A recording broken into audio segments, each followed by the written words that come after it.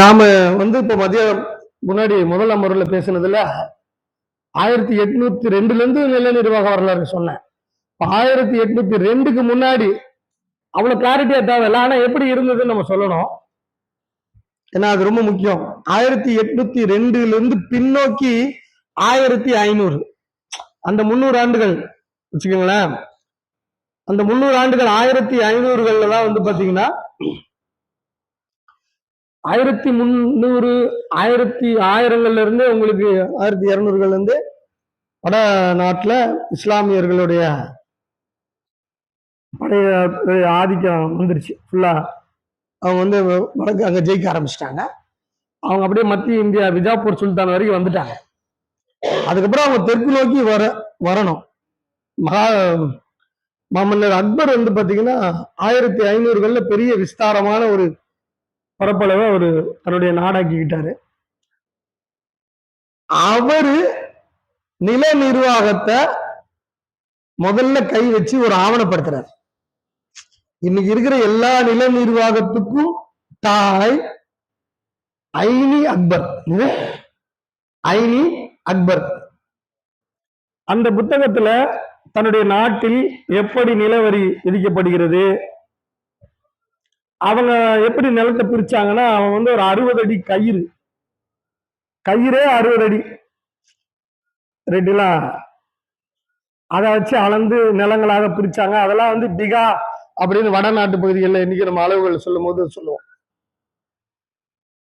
அவர் 1500கள்ல அவங்க வரும்போது இங்க தமிழகத்துல மெட்ராஸ் பிரசிடென்சின்னு ஒண்ணு கிடையாது. இந்த தென் தமிழகத்துல வெள்ளைக்காரர்களோட சென்னை மாகாணம் கிடையாது. அது 1800க்கு அப்புறம் தான் இங்கு சமஸ்தானங்களா சின்ன சின்ன நாடுகளாக இங்க இருந்தது. இங்க 1500ல உங்களுக்கு கிருஷ்ணதேவராயரோட வம்சம், ராயர் வம்சம் எஸ்டாப்ளிஷ் ஆகுது. துங்கபத்ர ஆத்தங்கரையில எஸ்டாப்ளிஷ் ஆகுது. அது ஒரு 200 வருஷம் அது இருக்கு.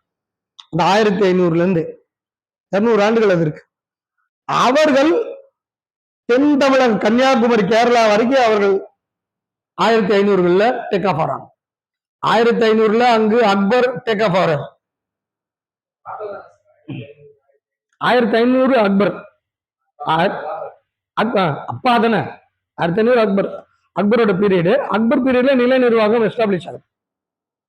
இங்க உங்களுக்கு அதே 500கள்ல இங்க உங்களுக்கு கிருஷ்ணதேவரோட மூத்தவர்கள் மூதாதையர்கள் என்ன புக்கரா ஒரு 2-3 பேர் ராஜா இருக்காங்க. அவங்க டேக் ஆஃப் ஆகி கொண்டு வராங்க.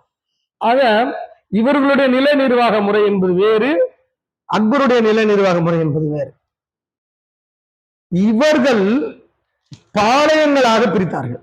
பாளையக்காரர்கள் அப்படின்னு பேர். யாரு? ராயர் வகைராக. பாளையங்கள்னு சொன்னது என்னன்னா, அந்த பகுதி மாகாண பாளையங்களுக்கு அவர்கள் ரெவன்யூ பார்ப்பாங்க,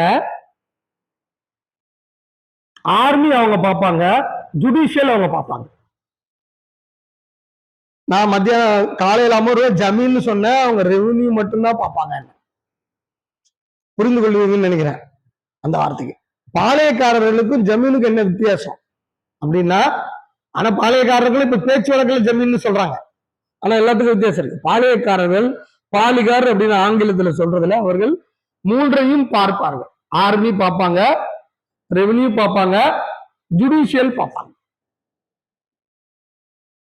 பாளையப்பட்டுகளாக பிரித்து கொடுத்தாங்க.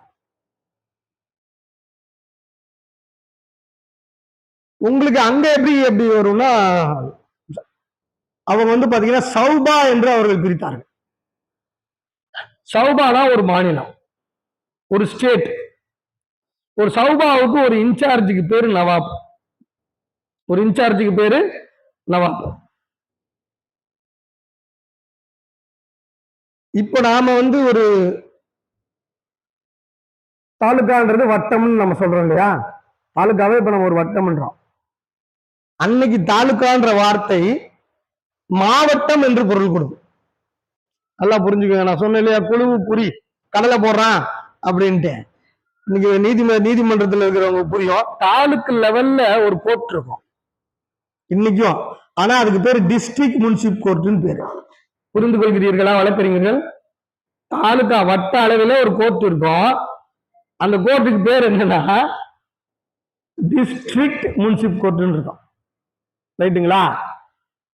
இது எப்படி வந்ததுன்னா 1802 நீதி பரிபாலனம் பண்ணும்போது அந்த டிஸ்ட்ரிக்ட்ன்ற பேர் அப்படியே கொண்டு வந்துட்டாங்க. அந்த தாலுக் லெவல்ல இருக்குல்லையா, அந்த டிஸ்ட்ரிக்ட்ன்ற பேர் கொண்டு வந்துட்டாங்க.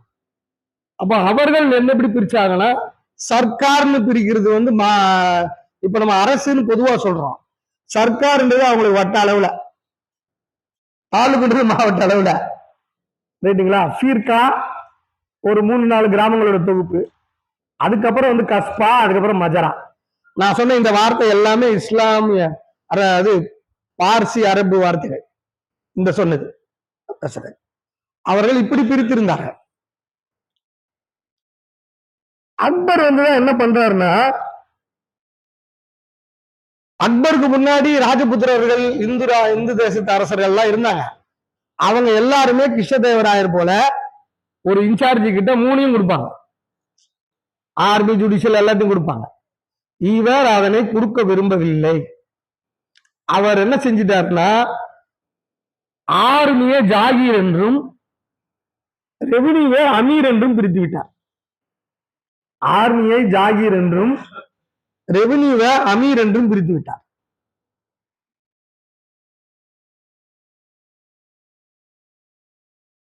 அதுவே அவருக்கு கீழே அது இந்து அமீராக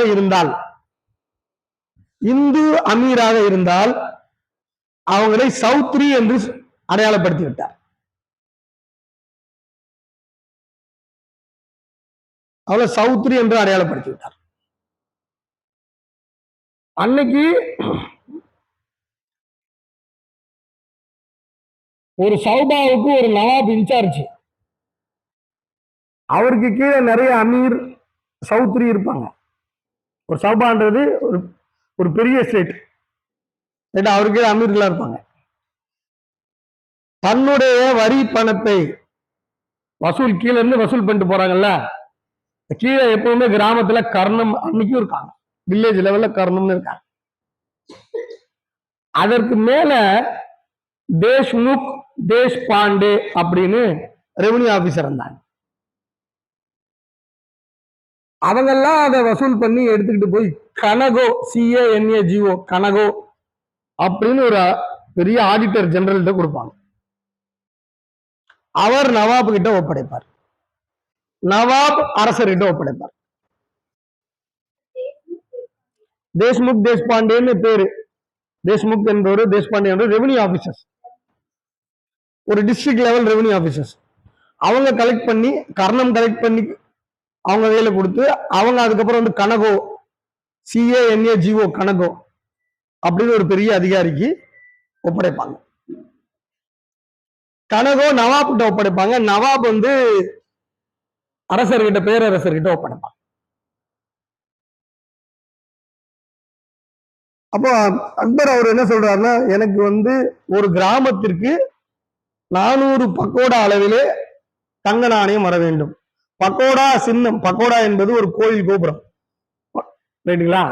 கோயில் கோபுரம் பதித்த ஒரு தங்க நாணயம். ஒரு பக்கோடா என்பது 3.25 கிராம் ஏறக்குறைய.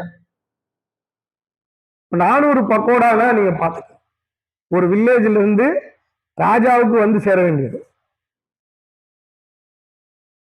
ராஜாவுக்கு வந்து சேர வேண்டியது.